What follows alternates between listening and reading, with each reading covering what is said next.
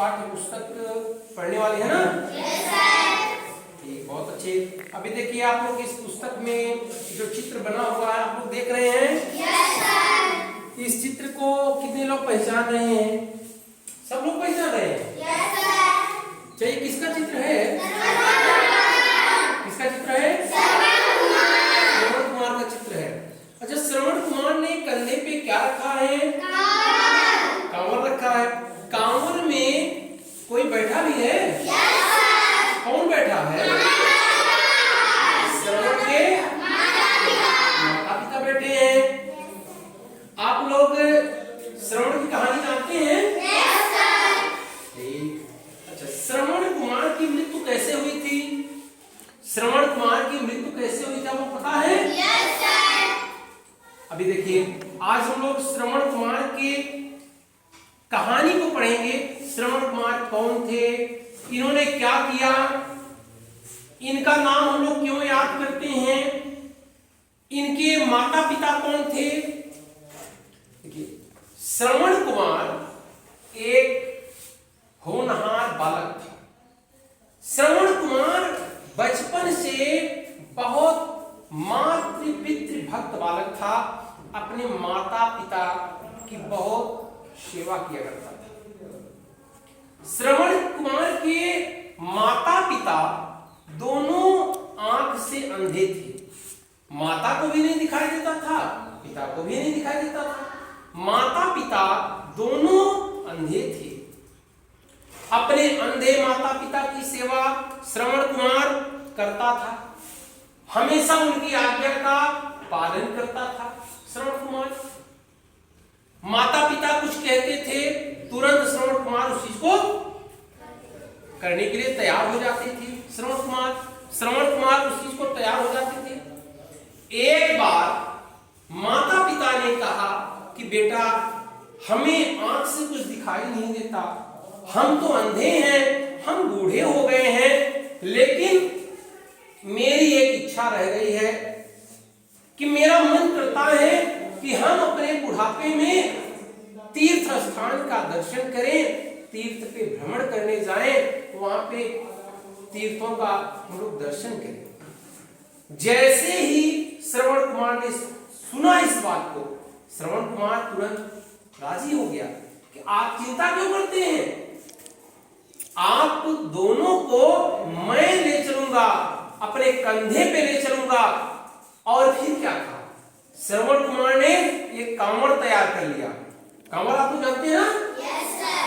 श्रवण कुमार ने कांवड़ तैयार किया और कांवड़ में 2 पलड़ा लगा दिया।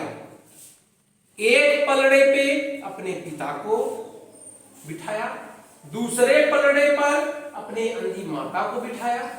माता पिता को कांवड़ पे बिठा करके कंधे पे रख करके कांवड़ लेके चल पड़ा। कहां के लिए चल पड़ा? तीर्थ यात्रा पे चल पड़ा। श्रवण कुमार ने कई तीर्थ यात्रा कराया माता पिता को, कई तीर्थ स्थानों का दर्शन कराया माता पिता को, भ्रमण कराया। कुछ दिनों के बाद घूमते घूमते श्रवण कुमार अपने माता पिता को कांवड़ यात्रा पे लेकर के आ रहा था। लौट के रास्ते में एक जंगल पड़ा और वो क्षेत्र था अवध का, अयोध्या का क्षेत्र था। तो रास्ते में जंगल पड़ा। जंगल का रास्ता सुनसान होता है। तो जंगल के रास्ते जब ये लौट रहा था श्रवण कुमार माता पिता को लेके, उसी समय माता पिता को प्यास लग गई। क्या लगी? प्यास लगी। तो माता पिता ने श्रवण से कहा कि बेटा, मुझे बहुत जोर की प्यास लगी है, गला सूख रहा है, प्यास से हम तड़प रहे हैं, अगर कहीं पानी मिल जाता तो हम अपनी प्यास बुझा देते। बेटा ऐसा करिए कि अगर कहीं पानी मिले तो ढूंढ करके हमारे लिए पानी ले आइए। श्रवण ने अपनी कांवड़ को एक पेड़ की छाया में रख दिया और माता पिता से बोला, आप लोग यहाँ पे इंतजार कीजिए, मैं जा रहा हूँ और पानी तलाश करके ढूंढ के मैं अभी पानी लेके आता हूं। फिर श्रवण एक मटका लेकर के पानी भरने के लिए चल दिया। ढूंढते ढूंढते टहलते टहलते श्रवण कुमार दूर तक चला गया। वहां पे उसको एक नदी बहती दिखाई दी।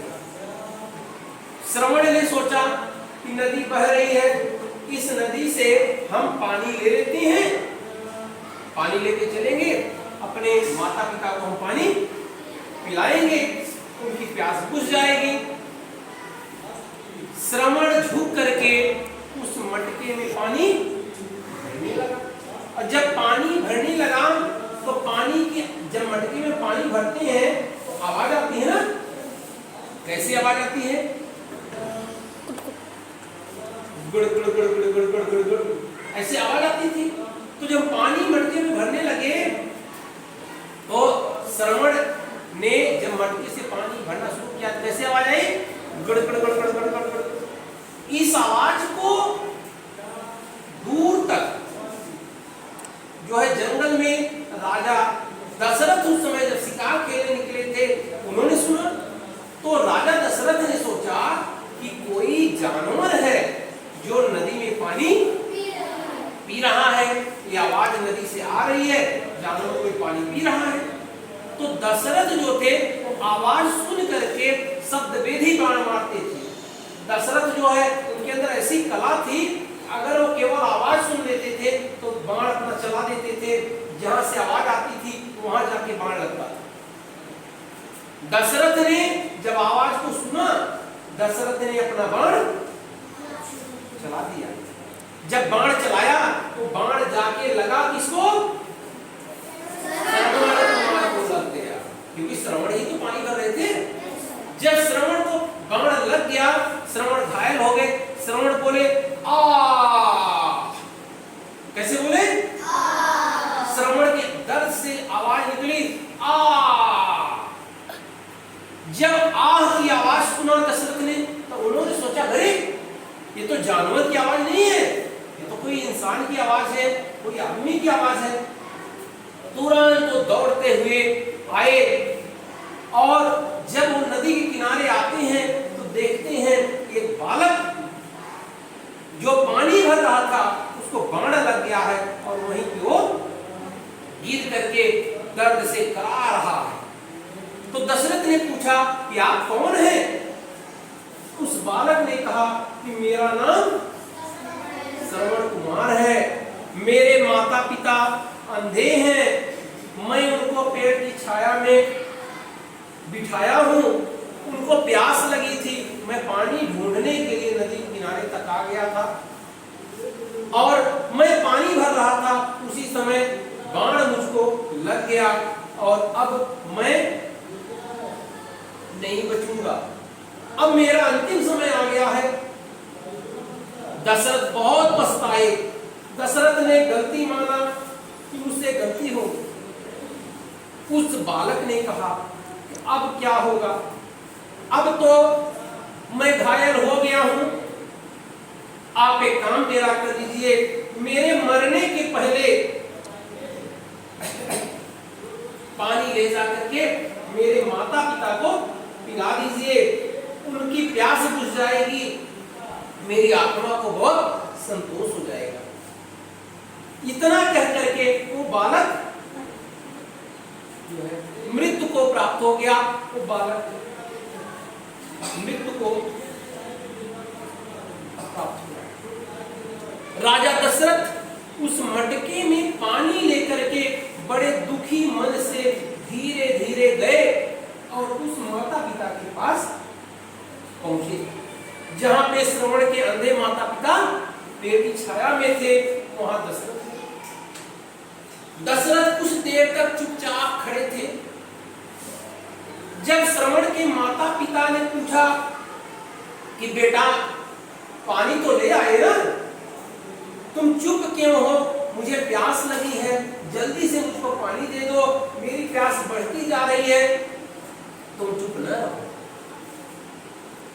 तो दशरथ ने अपनी गलती माना, माता पिता के सामने हाथ जोड़ के उनसे कहा कि हे महात्मन, मुझसे बहुत बड़ी गलती हो गई, मुझसे भूल हो गया, मैं नासमझी में बाण चला दिया और वो बाण लग गया आपके पुत्र श्रवण कुमार को बाण लग गया। बेचारा श्रवण अब इस दुनिया में वो बेचारा मृत्यु को प्राप्त हो गया। श्रवण ने मुझसे कहा था कि मैं आपको पानी पिला दूं, आपको प्यास लगी है, आप पानी पी लीजिए। श्रवण के माता पिता क्रोधित हो गए, बहुत क्रोधित हुए।